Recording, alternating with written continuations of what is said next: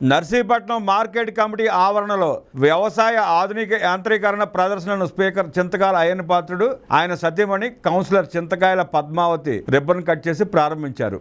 ఈ సందర్భంగా వివిధ కంపెనీలు ఏర్పాటు చేసిన వ్యవసాయ యంత్రాలను పరిశీలించారు. మినీ ట్రాక్టర్ను స్వయంగా నడిపి దాని పనితీరును అడిగి తెలుసుకున్నారు.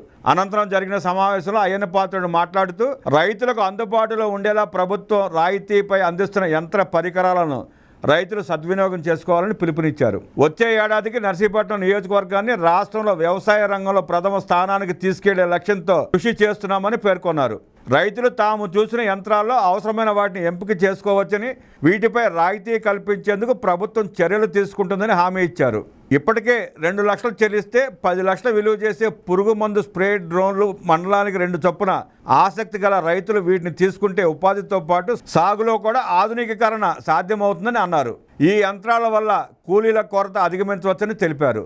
తక్కువ సమయంలో ఎక్కువ పని పూర్తవడం వల్ల సమయంతో పాటు ఖర్చులు కూడా తగ్గుతాయని వివరించారు. ఇటీవల నిర్వహించిన జాబ్ మేళాలో ఎంపికైన 348 మందిలో కేవలం 70 మంది మాత్రమే ఉద్యోగాల్లో చేరారని ఆవేదన వ్యక్తం చేశారు. వ్యవసాయాన్ని పూర్వం మాదిరిగానే గౌరవపూర్వకంగా కొనసాగించాల్సిన అవసరం ఉందన్నారు. త్వరలో కోల్డ్ స్టోరేజ్ ఏర్పాటు కృషి చేస్తున్నామని తెలిపారు. అరటిపళ్ళు మగ్గే విధంగా ప్రత్యేక స్టోరేజ్ ఏర్పాటు చేస్తామని ప్రకటించారు.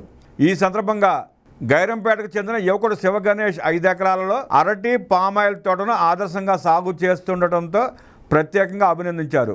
రైతులకు యంత్రాల కొనుగోలుకు అవసరమైన బ్యాంకుల ద్వారా రుణాలు ఇప్పించేందుకు సహకరిస్తారని అయ్యన్న పాత్రుడు చెప్పారు. అనంతరం వ్యవసాయ శాఖ అధికారులు యంత్రాల పనితీరును LED స్క్రీన్ ద్వారా రైతులకు వివరించారు.